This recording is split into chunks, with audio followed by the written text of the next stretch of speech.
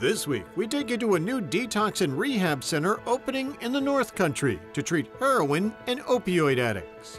The need has been there for a long time, and being able to say that our doors are going to open the first week of November is, in some ways, a kind of a pinch me moment. We'll talk about the need it will fill and other steps community leaders and groups are taking to raise awareness and fight the epidemic in the North Country. We'll get an update on a project to turn these college dorms into temporary housing for addicts in recovery. And we'll talk with New York's commissioner who oversees the state's efforts to expand treatment options and combat this growing opioid crisis. On a special Opioid Week edition of Mountain Lake Journal. Mountain Lake Journal on Mountain Lake PBS is made possible in part by Northline Utilities creates employment and training opportunities for North Country residents with projects that build community and social infrastructure. We're family-focused and education-oriented, power is our business, and pride is our choice. Night Automotive, featuring a full selection of the entire Buick lineup in stock, and our world-class rated General Motors technician, Terry Relation, with 40 years of experience. Night Automotive, Route 3, Plattsburgh.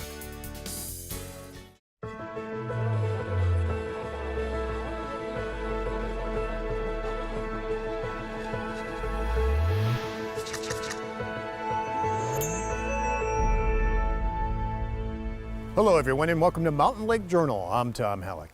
PBS stations across New York this week are focusing on the opioid crisis. And for the next half hour, we are going to highlight efforts happening here in the North Country to combat this epidemic, beginning with a major step forward, this new facility behind us that will be opening within the next couple of weeks to treat heroin and opiate addicts.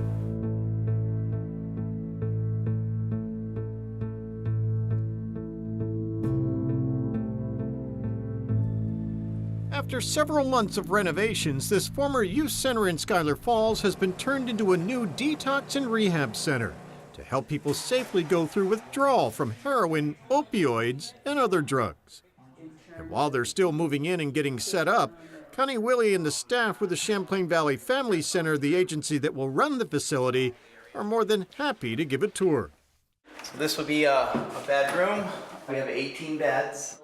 They've been waiting 4 years to open a detox unit in Clinton County. You know, we're in the midst of an opioid epidemic, and it is a true killer. We feel like we're going to be able to help a lot of people. And being able to say that our doors are going to open the first week of November is, in some ways, a kind of a pinch me moment. Local leaders and families dealing with addiction have been asking for a residential facility like this for years.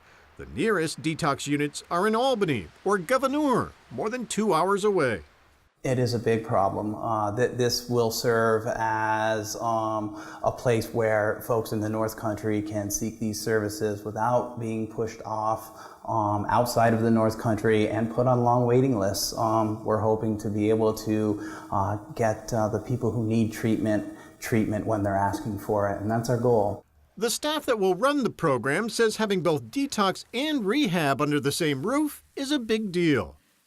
While they're living here, whether for a few weeks or a few months, residents will get medical treatment for their addiction, but also learn skills to help them with their recovery.